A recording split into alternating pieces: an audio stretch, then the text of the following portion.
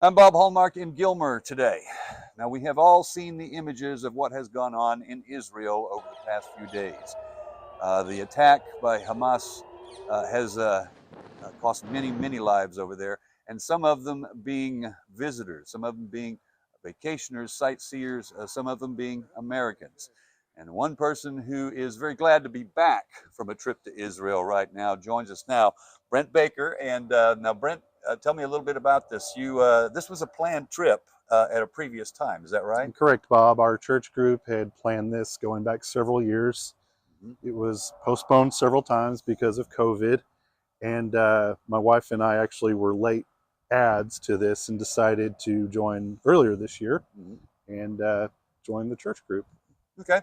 So obviously this was a trip to the Holy Land. You guys wanted to go out and enjoy yourselves and see something, maybe a trip of a lifetime and that sort of thing. It's you're getting ready to come back at this point. You've had a wonderful trip, and then things start to happen. Describe, I guess, what began to happen as you guys get ready to leave. Yes, Saturday was our last full day there. And my wife and I wanted to go see Oscar Schindler's grave in Jerusalem. It was about a half mile or so from our hotel, and we had a couple of hours by ourselves. And about 10 minutes after leaving the hotel, walking toward the gravesite, we started to hear the sirens go off, kind of first in the background and then closer to us, all around us, and really wondered, well, what's going on here? Mhm. And then at some point, you actually said that there was a concussion. Yeah, so this was 8:15 in the morning Saturday. We had not heard anything that was going on to the south yet. Mhm. And yes, the sirens went off for a little bit, and then one very loud concussion that you could kind of feel in your chest.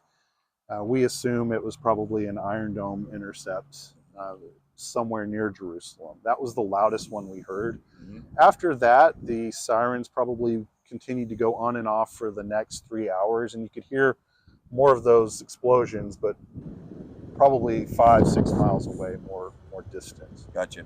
Were you at any point were you informed as to actually what was going on here? So we went ahead and went to the gravesite Mhm. and came back to the hotel. There were signs up. Well, here's the safe room, and our group was meeting for services that morning. Mhm. We found out that we were moved down to they call it the basement, but it's really a lower floor without any glass. Of course, there's other church groups there, Mhm. and they were gathered down there below. And we kind of got a rundown. Our leader said, we're concerned, but we're not going to be fearful. Okay. You didn't know the gravity of what was going on at this You know, point. it developed over time. Mhm. After we had our services, we went back up to our room, got on the internet, looked around, and yeah, unfortunately, read what was occurring south Mhm. toward Gaza. All right. So we know at this point now that the infiltration of Hamas was on a very large scale, Mm-hmm. hitting a lot of peaceful areas, Mm-hmm. what we would call soft targets. Mm-hmm. Even a concert was actually Yeah. targeted. At some point, I'm guessing you're wondering in your head, if this is all starting now, are we going to have to fight our way out of this? Yeah. Definitely, as the day continued, started to get notifications about flight delays and things like that. Um, Very sad. We had that personal connection with our tour operator. I believe they're called Eshet Incoming. Our organizers, our tour guides, our bus drivers. Um, they stay with us Saturday and Sunday, despite the fact that their families were scared, their families were in danger.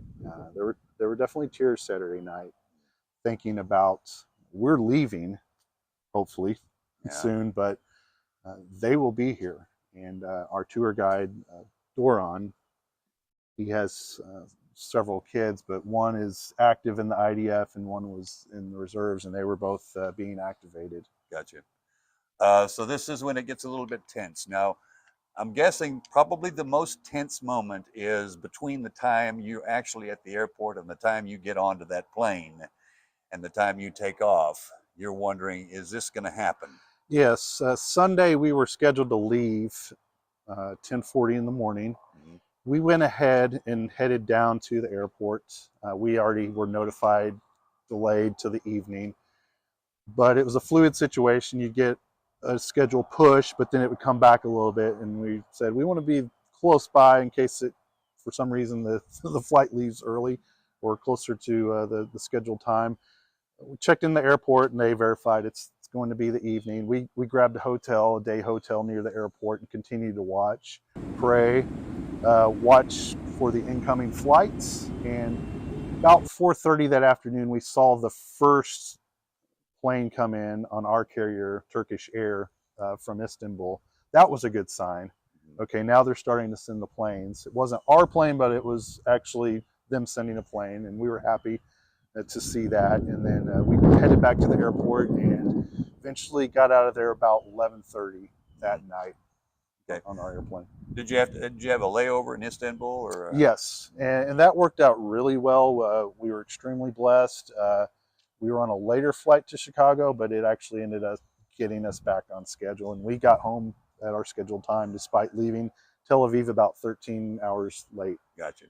I'm guessing that was when you hit U.S. airspace. That's probably good. Did you finally relax at that point? Just taking off from Tel Aviv, getting in the air, and that's when it felt a lot better. All right. Yeah. In your lifetime, there's going to be a lot of memories I'm sure you're going to recall. This one has to have a place in your memory now, not only because of your trip to Israel, but also because of what happened with the extent of how you had to get out of the country. I'm guessing this is going to stay with you for a long time. Definitely. It was a memorable experience. It was a wonderful trip leading up to that point in time, and we witnessed what they experienced. And I know this hasn't happened in this way for a while. That this is bad, but we can definitely appreciate what the people who live there experience. Okay, Brent, thank you very much. I appreciate it, and I'm glad you're back safe. Thank you. All right, and we'll have much more on this story tonight on KLTV 7 News. For KLTV Web Extra, I'm Bob Hallmark.